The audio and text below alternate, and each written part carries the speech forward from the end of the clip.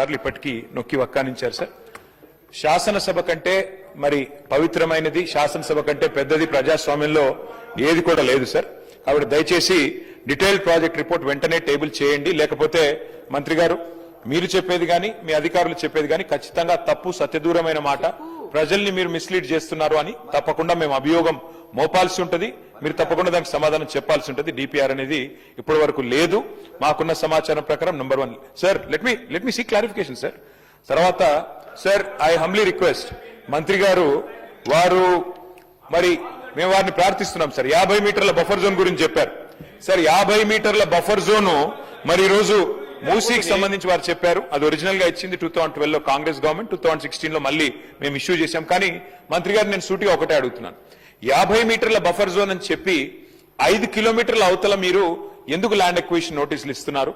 ఏ కారణం చేత మీరు 3297 ఎకరాలకు 10,000 స్ట్రక్చర్స్ కు అక్విజిషన్ నోటీసులు ఇచ్చారు? ఏ బేసిస్ లో ఇచ్చారు? ఇవి 50 మీటర్ల బఫర్ జోన్ లో ఉన్నాయా, బయట ఉన్నాయా? దయచేసి చెప్పాలని చెప్పి వారిని కోరుతా ఉన్నా. మూడో పాయింట్ అధ్యక్ష, మాకు అర్థం కాని చాలా మంది ప్రజలు కూడా కన్ఫ్యూజ్ అవుతున్నది అధ్యక్ష. బఫర్ జోన్ లోనేమో మరి వాళ్ళ రిజిస్ట్రేషన్లు, పర్మిషన్లు ఇవన్నీ ఇచ్చింది ప్రభుత్వమే అధ్యక్ష, ఆనాటి ప్రభుత్వం. మరి వాళ్ళని ఆ రోజు సక్రమమైన వాటిని ఈ రోజు అక్రమం అని చెప్పి మంత్రి గారు ఏదైతే చెప్తున్నారో అర్థం కాని ఏంటంటే, బఫర్ జోన్ లో ఉన్న ప్రైవేట్ వ్యక్తుల ఇండ్లు కూలగొడతాం, కానీ ప్రభుత్వం అక్కడ హోటళ్లు కడుతుంది, రెస్టారెంట్లు కడుతుంది అంటే ఇది ఏ రకంగా సమర్థనీయం? ఏ రకంగా మంత్రి గారు దీన్ని సమర్థిస్తారు? వారు చెప్పాలి అధ్యక్ష. అట్లాగే అధ్యక్ష, ఈ సెలెక్టివ్ జస్టిస్ ఏదైతే హైడ్రా గురించి మా వివేకానంద్ గారు చెప్పారో వారు చెప్పిన అక్షర సత్యం అధ్యక్ష. అధ్యక్ష, ఈ రోజు సెలెక్టివ్ జస్టిస్ అంటే చట్టం అంటే పేదవాడికి భూతం, పెద్దవాళ్లకు చుట్టమన్న పద్ధతుల్లో గౌరవ మంత్రుల ఇండ్లు బఫర్ జోన్ లో ఉన్న, FTL లో ఉన్న ముట్టరు అధ్యక్ష.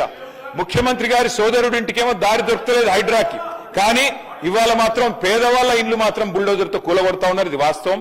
ఇది మంత్రి గారు దయచేసి తప్పకుండా దీనికి సమాధానం ఇవ్వాలి. అట్లాగే అధ్యక్ష, ఒక్క మాట చెప్పాలి అధ్యక్ష.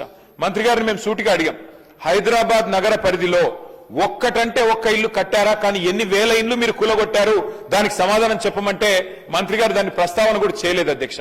అట్లాగే నేను ఇంకో మాట అడుగుతా ఉన్నా అధ్యక్ష. LNT మెట్రో విషయంలో మన ముఖ్యమంత్రి గారు చెప్పారు అధ్యక్ష, చాలా సుదీర్ఘ ఉపన్యాసం ఇచ్చారు. ఎందుకు LNT యొక్క 15,000 కోట్ల అప్పు మీరు తీసుకున్నారు అంటే ఏం చెప్పారు అధ్యక్ష? కేంద్ర ప్రభుత్వం అంగీకరించట్లేదు అన్నారు. మేము ఆనాడు 2023లో ఎయిర్పోర్ట్ మెట్రో టేకప్ చేసినప్పుడు ఏ కేంద్ర ప్రభుత్వం అడ్డం రాలేదు అధ్యక్ష. ఆ రోజు కేంద్ర ప్రభుత్వం ఏమి మాకు పరిమితులు పెట్టలేదు. కానీ వాళ్ళ మంత్రి గారు, ముఖ్యమంత్రి గారు చెప్తున్న మాట వింటే మాకు హాస్యాస్పదంగా అనిపిస్తున్నది. 15,000 కోట్ల అదనపు భారాన్ని ఈ రాష్ట్ర ప్రజల మీద మోపి ఒక ప్రైవేట్ సంస్థ బ్యాలెన్స్ షీట్ లో ఉన్న అప్పును రాష్ట్రానికి తబాదల చేసి ఏం సాధిస్తున్నారు అని చెప్పి మేము మంత్రి గారిని అడుగుతా ఉన్నాం. మా అనుమానం అయితే అధ్యక్ష, 280 ఎకరాల స్థలం ఏదైతే LNTకి గతంలో లీజు మీద ఆనాడు ప్రభుత్వం ఇచ్చిందో దాని మీద ఈ రోజు కొంతమంది భూబకాసురుల కన్నుబడ్డది. దానికోసమే ప్రయాస తప్ప ఇంకొకటి కానే కాదు. LNT మెట్రో CFOను జైల్లో వేస్తానని బెదిరించిన కాడి నుంచి మొదలు పెడితే, LNT కట్టిన మేడిగడ్డ బరాజ్ మీద కక్ష పెంచుకున్న కాడి నుంచి మొదలు పెడితే, LNT ఎయిర్పోర్ట్ మెట్రోను రద్దు చేయడం నుంచి మొదలు పెడితే ఇదొక క్రిమినల్ ఇంటెంట్ తో, ఒక దురుద్దేశంతో ఖచ్చితంగా ఈ ప్రభుత్వం వ్యవహారం చేస్తున్నది. లేకపోతే మాకు లేని పరిమితులు, ఆనాడు ఎయిర్పోర్ట్ మెట్రోకి మేము ముందుకు పోయినాడు లేని పరిమితులు, లేని షరతులు వీళ్ళకెందుకు పెడతారు అధ్యక్ష కేంద్ర ప్రభుత్వం? 32 కిలోమీటర్ల ఎయిర్పోర్ట్ మెట్రోని రద్దు చేసి చాలా పెద్ద తప్పు చేసింది ఈ ప్రభుత్వం అధ్యక్ష. మంత్రి గారు ఫ్యూచర్ సిటీ అంటున్నారు. నేను అడుగుతా ఉన్నా సూటిగా, 14,000 ఎకరాలు మేము సేకరించాం అధ్యక్ష. మరి మంత్రి గారు మాట్లాడుతూ 30,000 ఎకరాలు అన్నారు. మిగతా 16,000 ఎకరాలు ఎక్కడి నుంచి వస్తున్నాయి మంత్రి గారు? ఎక్కడి నుంచి 30,000 ఎకరాలని చెప్తా ఉన్నారు మీరు? ఇంకోటి మాట్లాడుతున్నారు అధ్యక్ష, మధ్యలో గ్రీన్ ఫార్మ్ అనట, చుట్టూ ఇల్లు కడతారట, అవతల జంతువులను పెడతారట, వంతారని వేస్తారట, జూ పార్క్ పెడతారట. ఇది ఏం ఆలోచన అధ్యక్ష? మాకు అర్థం కాక అడుగుతా ఉన్నాం. దయచేసి మంత్రి గారు నేను అడుగుతా ఉన్నా, it was conditional land acquisition. మీరు ఎన్నిసార్లు మిస్లీడ్ చేసినా కోర్టును గాని, ఫార్మాసిటీ మరి ఎక్కడైతే రైతుల నుంచి భూములు తీసుకున్నారో వారందరూ చూస్తా ఉన్నారు, వారన్నీ వింటా ఉన్నారు. ఏ దురుద్దేశంతోనైతే, ఏ రియల్ ఎస్టేట్ యావతోనైతే మీ ప్రభుత్వం ఇవాళ పనిచేస్తున్నదో ఇది ప్రజలు చూస్తా ఉన్నారు మంత్రి గారు.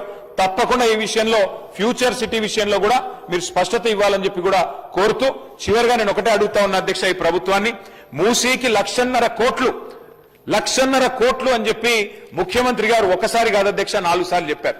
కానీ ఇక్కడ మంత్రి గారు DPR పెట్టకుండా దాచిపెడుతున్నారంటేనే మంత్రి గారు కేవలం 3,297 ఎకరాల గురించి ప్రస్తావన చేయకుండా దాని విలువ ఈరోజు మార్కెట్లో 50 కోట్లు ఉంటుంది. కనీసం 1,50,000 కోట్ల భూములను కొల్లగొట్టడానికే మూసీ ప్రాజెక్టు. ఆ దోపిడీకి మేము వ్యతిరేకం తప్ప మూసీ పునరుజ్జీవనానికి కాదు. మూసీలో ఎస్టీపీలు కట్టింది మేము, మూసీకి గోదావరి నీళ్లు తెచ్చింది మేము. మీరు ఎన్ని చెప్పినా కొండపోచమ్మ, మల్లన్న సాగర్ నిర్మాణం చేసింది మేము, కాళేశ్వరం జలాలు తెచ్చింది మేము, ముమ్మాటికి మూసీలో మీరిచ్చే డబుల్ బెడ్రూమ్ ఇల్లు కట్టింది మేము, మీరు తెచ్చే గోదావరి జలాలు తెచ్చింది మేము, అట్లాగే ఎస్టీపీలు కట్టింది మేమే, మూసీ పునరుజ్జీవం ప్రారంభించింది మేమే.